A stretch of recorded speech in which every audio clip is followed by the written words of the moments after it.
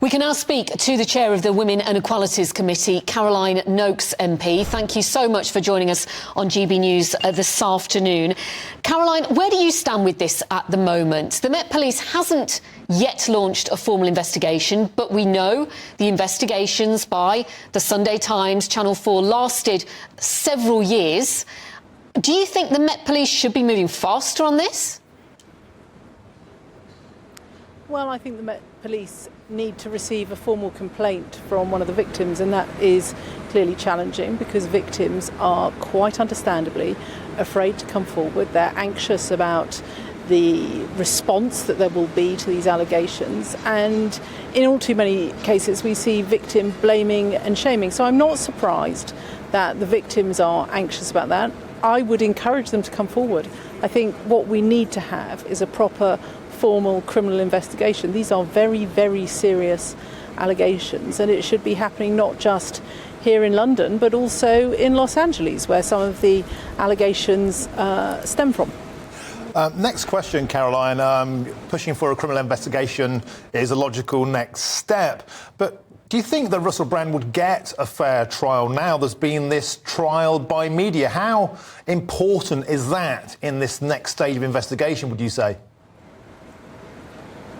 Well, yes, I do, and I believe that our judicial system is fair, and there are good reasons why you are tried by 12 of your peers. And so it's very obvious that there should be a formal criminal investigation if a complaint is brought forward, and then that will be down to the CPS to decide whether they charge him, or indeed in any case like this, the ultimate decision lies with the CPS. But of course I have confidence in our judicial system. It's stood the test of time for many centuries.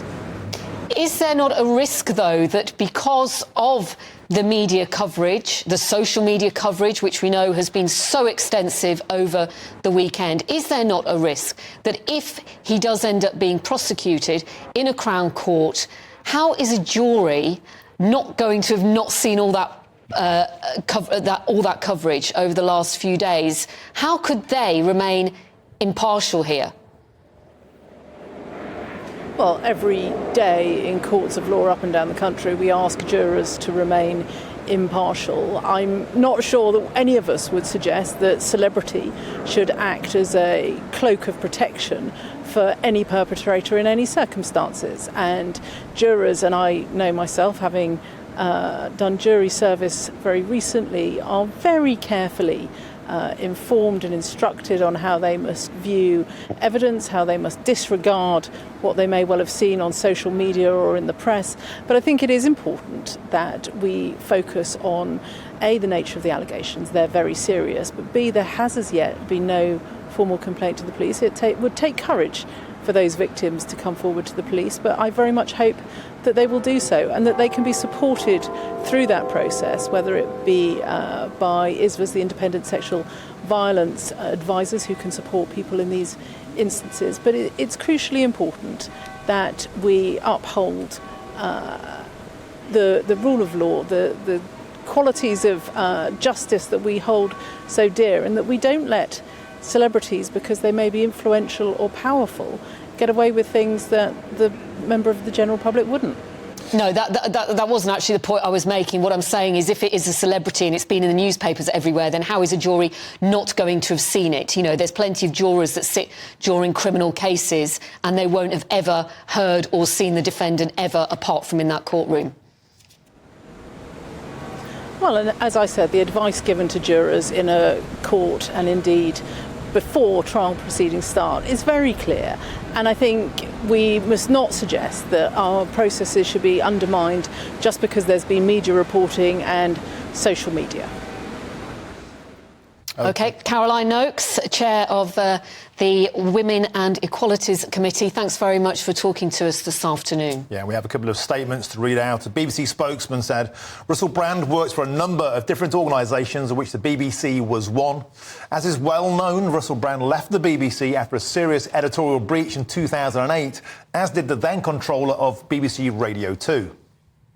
And the circumstances of the breach were reviewed in detail at the time. We hope that demonstrates that the BBC takes issues seriously and is prepared to act.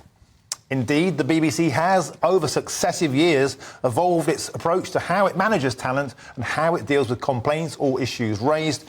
We have clear expectations around conduct at work. These are set out in employment contracts, the BBC values, the BBC Code of Conduct, and the anti-bullying and harassment policy. We will always listen to people if they come forward with any concerns on any issue related to any individual working at the BBC, past or present. A Channel 4 spokesman said Channel 4 is appalled to learn of these deeply troubling allegations, including behaviour alleged to have taken place on programmes made for Channel 4 between 2004 and 2007. We are determined to understand the full nature of what went on. We've carried out extensive document searches and have found no evidence to suggest the alleged incidents were brought to the attention of Channel 4. We will continue to review this in light of any further information we receive, including the accounts of those affected individuals. We'll be asking the production company who produced the programmes for Channel 4 to investigate these allegations and report their findings properly and satisfactorily to us. And it's worth pointing out again that Russell Brand has denied all of these allegations, and his ex-agent has been contacted, and that's John Noel, who said he'd never received any complaints about Russell Brand either, other than him turning up late. So at the moment, this is very much a court of public opinion. There's no legal investigation yet, although quite clearly people like Caroline Noakes would like to see that happen, Pip.